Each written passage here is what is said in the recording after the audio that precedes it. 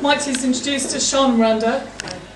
We met on a hill in Sussex and realised that we both share an ambition to make kind of largish scale work that has an intimacy about it. And so we really wanted to make something that helps a place, a community in a town to celebrate its place, for individuals in that place to look at their own personal myths relating to that place, and also that the place has its own myths that we wanted to explore. So we started we did quite a big R&D, research and development into what was going to be a huge project, working through a town over a day with various things that happened in the town that carried out this kind of large scale with participation. The R&D did what it should do and showed us that actually that was way too big and that too much for us to do to take on to start with, and also probably too much for anyone to be able to afford. So out of that came a number of much smaller pieces that were actually, we felt, very strong in their own right. So today we're just going to talk briefly about one of those, which is one that we want to do for next year, and it's called The Princess.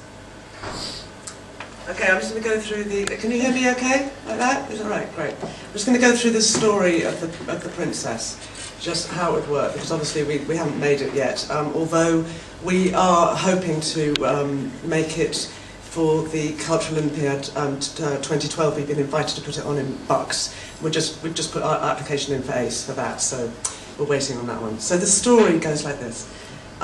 Please imagine it's dusk. In the middle of an outdoor space, a shopping centre, precinct, square, there's a large circular tiered platform with a see-through box on the top. Yeah. So can I just check, have you all read your bits of blurb about us? No, I thought that might be the case. We just want to say that, where is it actually? I'll just read it, because it's quite important what we wrote in there. We didn't want to have to say this because we'd hoped you'd all read it and we were short on time, but basically that The Princess is a mid to large scale, spectacular yet intimate show with invited participation in the months leading up to, as well as during the show itself. It includes storytelling, composed live music and use of local live radio waves. The awakening and elevation of a princess, from a dark world to a great height, dance, innovative engineering and pyrotechnics, just a small amount of pyrotechnics. And we aim to reclaim the eerie and surreal nature of the fairy tale, from the sentimental to the authentic, from Disney to the street. Okay? Sorry. That's okay. Just so you know that sort of bit. So the princess is really about waking up, about being present, about being more here for all of us. So we're in the middle of the outdoor space. It's dusk, there's a circular tiered platform, and on top of that there's a box, see-through box. There are musicians asleep on the podium. They've been there a very long time. They're dusty, maybe 100 years or so. They're covered in dust, they're wearing top hats and tails. The women are wearing evening dresses. They're clutching their instruments to them. And over the whole thing, there is huge, great rusty chains with great giant padlocks locking it, and brambles and greenery, which have grown over the musicians through their mouths, ears, laced through their fingers, obviously been there for a long, long time. There's big danger and big keep out signs. We're in the forest. There's glimpses of somebody asleep in the box on the top. So did you want to... Yeah. We're going to do swapsies like that, like cannon and ball, but not funny. So music is playing around the space on placed radios. We begin to hear pre-recorded dreams and aspirations from local people mixed in with the music, and hopefully we start to realise we can tune into the frequency where we'll sort of demonstrate it. We'll have plants in the audience on mobile phones. This is possible because our musical director Dan Clark, we've been working with a local radio station. We've looked into this for about a few months before, so we'd be using local radio to do this bit.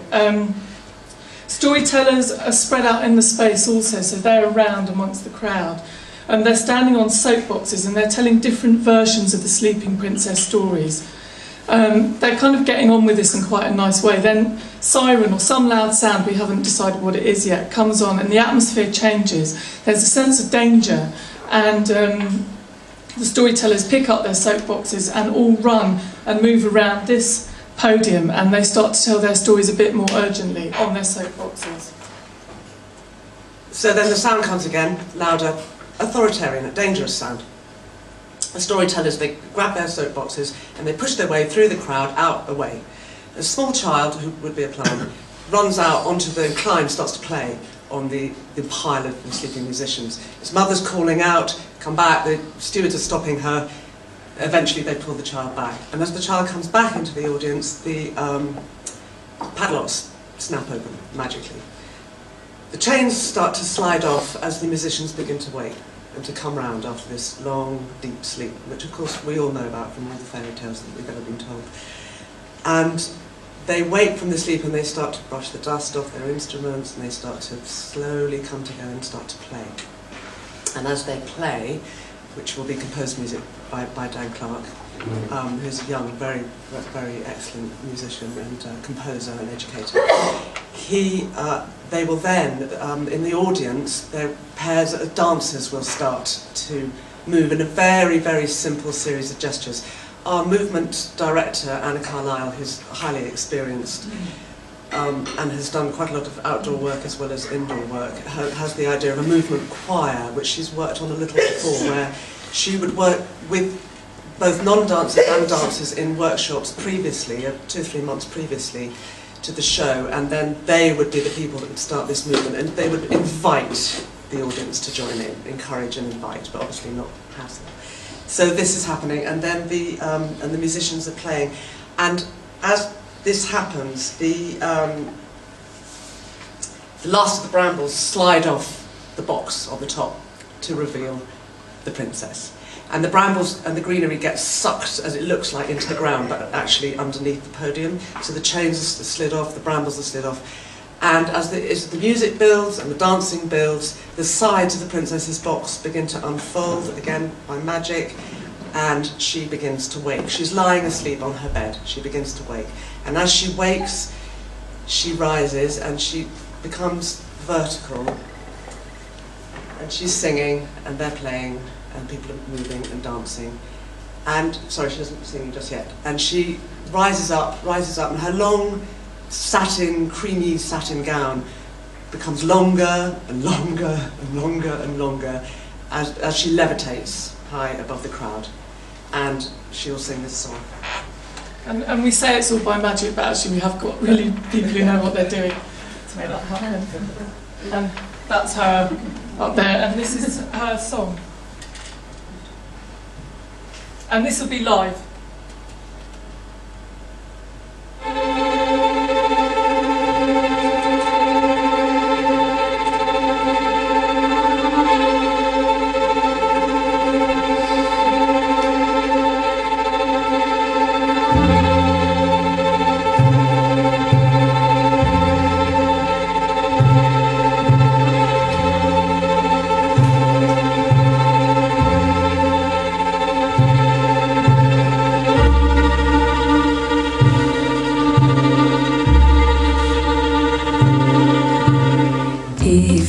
Stood still long enough, would the world stop turning?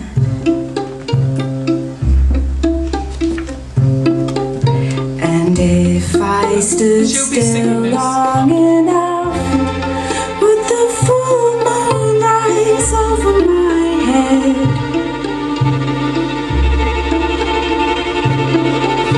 And if I stood still long enough, would the white swans fly home again?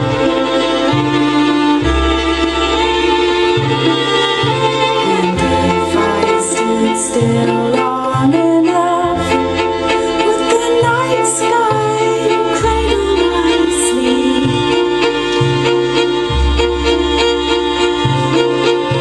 And if I stood still long enough, would the tall grass grow through my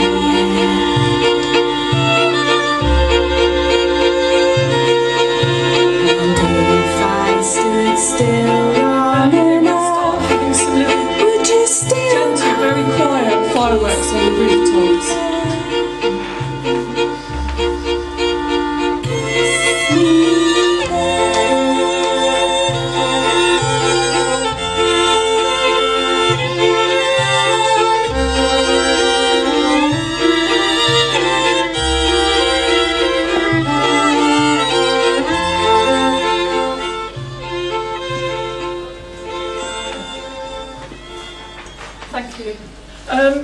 Just to say, we've got all the details about how much we think it's going to cost, how we'd like it's going to cost a very reasonable amount to buy it and another amount to make it. We've kind of split it up like that. So we're looking for commissioners for making it. We've got an ACE application in, and we're working with Bucks County Councillors and the Olympics in Bucks for rowing, as Miranda mentioned, for 2012.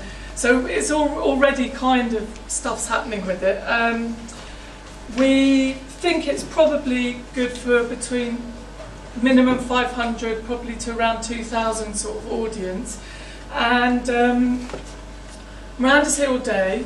I'm around all weekend because I've got a little tap dancing show up at the birdcage up there, which I'd love you to come and see.